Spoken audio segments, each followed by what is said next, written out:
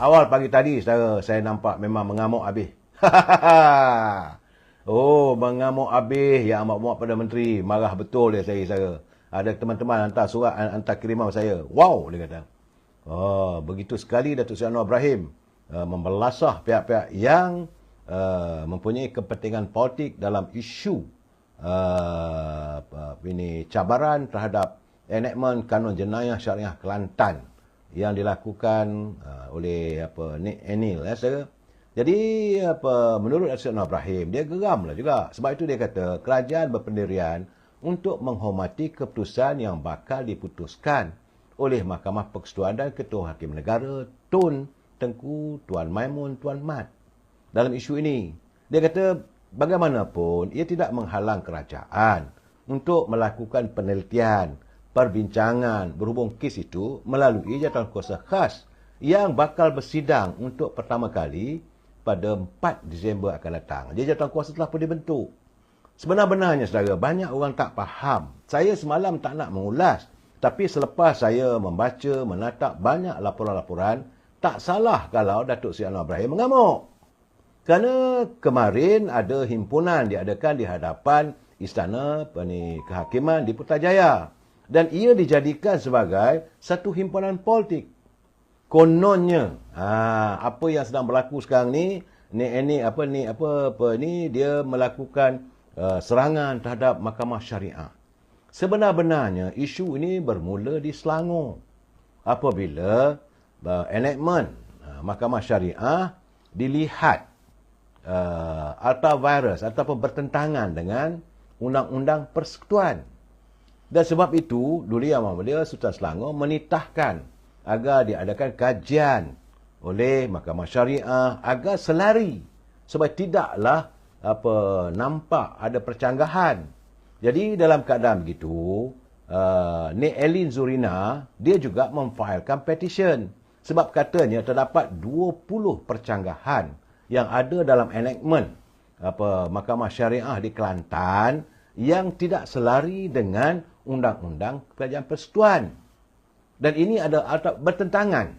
Sedangkan yang lebih diutamakan adalah Mahkamah Persekutuan. Ini undang-undang yang digubat oleh Parlimen dan dipersetujui oleh Dewan Rakyat, Dewan Negara, Duli Yang Mulia Pertuan Agong, dibawa, dikaji semua. Setiap undang-undang itu sebelum dimeterai dipersetujui oleh semua wakil-wakil rakyat. Dan apabila sudah dapat ketetapan, dia tidaklah boleh berada di bawah undang-undang kerajaan negeri. Di pihak kerajaan negeri pula mengubah dasar undang-undang Mahkamah Syariah yang dilihat oleh Nik Elin sebagai bercanggah dengan Undang-Undang Persekutuan. Itu ya cabarannya, isunya saudara, bukan lain, tak ada. Tak ada isu nak mencemarkan Mahkamah Syariah, meletakkan Mahkamah Syariah tergugat. Tak ada. Sebab itu Datuk Seri Anwar Ibrahim, dia geram saya nampak. Sebab bila mereka mengatakan bahawa kerajaan Madani sekarang ni, pimpinan PMX, tidak melakukan apa-apa tindakan dan macam-macam. Dia kata yang kamu salahkan kerajaan hari ini. Kenapa? Sebab isu ini sudah berlaku sejak tahun 2019. Berlarutan pula 2021, 2022. Waktu itu bukan kerajaan Madani. Kerajaan terdahulu. Dan Menteri Undang-Undang yang ada juga berada dalam kumpulan parti di sana yang mengadakan himpunan semalam. Jadi kenapa disalahkan kerajaan hari ini? Sedangkan kerajaan hari ini sedang pun baru membentuk. Baru 4 November lalu, 4 hari lepas, baru dibentuk jawatankuasa apa semua tu, mahu mengkaji semula. Sebab titah Duli Yang Mulia Sultan Selangor, selaku pengurusi Majlis Haiwan Agama Islam, saudara, mewakili Raja-Raja Melayu, baginda bertitah supaya diadakan jawatankuasa. Dipanggil semua hakim-hakim, pakar-pakar undang-undang, qadhi, mufti, duduk berbincang bagaimana untuk kita melaksanakan agar ini Undang-Undang Mahkamah Syariah ini tidak bercanggah dengan Undang-Undang Persekutuan. Tapi puak-puak sana tu biasalah saya. Undang-undang Tauhid lah, undang itu, undang-undang ini dan sebagainya. Dan ini masalahnya. Majlis Raja-Raja sedar. Tapi yang menjadi masalah sekarang ni, tadi di Selangor dah selesai lah.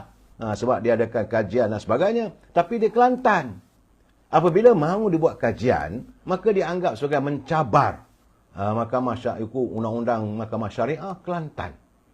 Sedangkan menurut kata Nek Elin, terdapat 20 perkara yang bercanggah. Jadi ini perlu kajian. Sepatutnya berlapang dada lah masing-masing. Seharusnya Kerajaan Negeri Kelantan buat kenyataan. Tak payahlah bawa ke mahkamah. Kami akan kaji semula. Panggil Nek Elin ke siapa semua tu. Duduk berbincang. Sepatutnya begitu. Bukan nak menegakkan benang basah dan menunjuk mengatakan saya, oh no, inilah keadaannya. Bahawa inilah ciri-ciri kezaliman kerajaan hari ini. Mau menekan mahkamah syariah. Benda tak ada begitu pun. Sebab itu saya nampak hari ini memang sensing lengan lah Perdana Menteri. Bersensing lengan lah dia kata. Yang disalahkan kajian sekarang. Sedangkan persoalan itu ada menteri dulu. Tapi bila dengar pula dia jawab bahawa dia dah masa itu apabila nak diadakan perundingan, apabila saman dikemukakan di Mahkamah Tinggi dan sebagainya, dia tidak lagi jadi menteri kerana waktu itu kita berada dalam musim pilihan raya. Saya bila dia kata musim pilihan raya, saya termenung saya. Kerana apabila pilihan raya umum diadakan, kita ada menteri yang masih ada. Caretaker government. Caretaker government itu artinya Perdana Menteri dengan menteri-menteri masih lagi. Mereka, jadi kalau dia kata dia dah berhenti, mana boleh berhenti waktu itu. Bila diadakan pilihan raya umum, semua kata sekarang ni, apabila diadakan pilihan raya umum misalnya saudara ya, maka semua menteri-menteri yang ada sekarang ni benar, dari kuasa tak ada. Tidak boleh menjalankan kuasa eksekutif, tapi mereka masih ada mentadbir di masing-masing punya kementerian. Itu maksudnya, tiba-tiba kata saya masa itu pilihan raya umum diadakan. Saya menung, saya kata. Ya ke begitu? Mungkin saya salah. Saudara. Tapi saya rasa tak silap saya, tiap-tiap kali diadakan pilihan raya umum, ada kerajaan caretaker government. Perdana Menteri masih lagi berkhidmat. Sehinggalah selesai pilihan raya, dah dapat tahu keputusan, dibentuk kerajaan baru, baru serah tanggungjawab yang baru. Itu kepahaman saya. Jadi isunya, saudara Mak Rajab Badarudin, dia kata isunya nak keselarasan dengan perlembagaan persekutuan. Itu yang sebenarnya. Supaya selaras, bukan mencabar. Tapi puak-puak ni gunakan isu sebab saya melihat bahawa mereka sekarang ni sebenarnya ketandusan isu. Apabila satu demi satu sudah terbongkar tentang kebejahatan yang dilakukan dalam rasuah lah itulah macam-macam saya. Malahan ada juga cakap-cakap mengatakan bahawa mereka ada dalam keadaan yang suam-suam kuku. Jadi nak tunjuk bahawa mereka bersepakat. Jadi adakan himpunan semalam. Jadi ada pakatan PBM ada di situ, PAS ada di situ. Jadi intact lah pimpinannya. Itu saja nak tunjukkan. Jadi bagi saya, kenapa dikerah rakyat untuk berhimpun begitu ramai? Berpanas, sembahyang tengah-tengah padang tu. Untuk apa?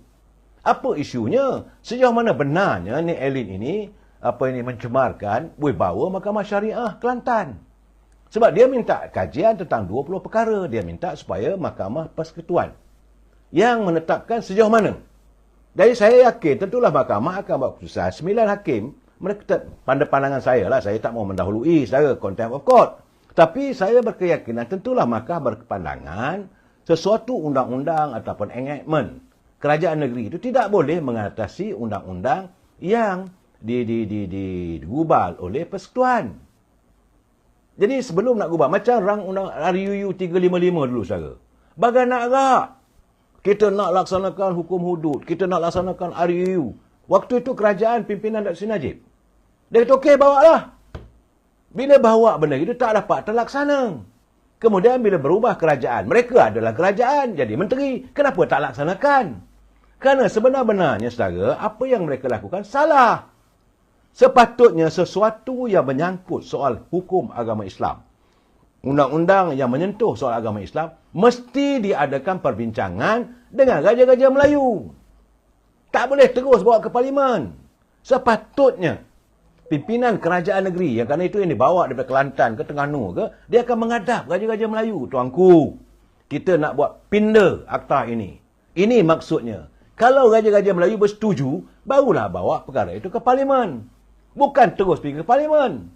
Sampai di parlimen tak dibahaskan. Arif Tarkis bila nak keluar saya tak tahu. Itu pulang sana. Jadi bagi saya, Tu Datuk, saya ingat lagi, saya Datuk Selajik daripada Menteri, dia kata okey. Nak bawa sangat 355. Kononnya kerajaan UMNO Barisan Nasional ini menentang undang-undang Islam. Bawa.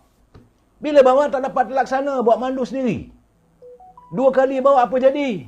Dan waktu mereka menjadi kerajaan, dah jadi menteri. Ada yang jadi menteri undang-undang. Daripada parti PAS. Saudara, mereka berada dalam kerajaan. Kenapa tak laksanakan? Memang tak boleh laksana. Begitu bukan orang kata bukan macam kopek kacang lah. Tak boleh. Satu persatu. Perlu diatasi. Mula-mula dah gubal ini apa semua. Sembah pada raja. Jangan melanggar. Jangan dikesampingkan. Dapat undang-undang begini cantik molek. Dengan muftinya, dengan pakar undang-undang, menghadap tuanku.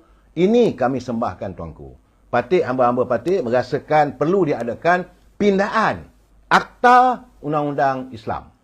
Ini keadaannya. 1, 2, 3, 4. Dan tuanku pun dia takkan buat macam on the spot. Dia kata okey, dia akan bawa bincang dalam Mesyuarat Raja-Raja Melayu. Bila dah setuju, barulah bawa ke Parlimen. Ini tidak, terus redah ke Parlimen. Itu kadang-kadang saya nak kata, bukanlah nak kata sukan cerdik, tapi cara roadmap. Roadmap dia tu. Perlu ada. Kita kadang-kadang, saya tak nak mengulas lebih daripada itu, saudara. Kadang-kadang takut juga. Kalau tersalah silap, salah cakap, bisa jadi contempt of court.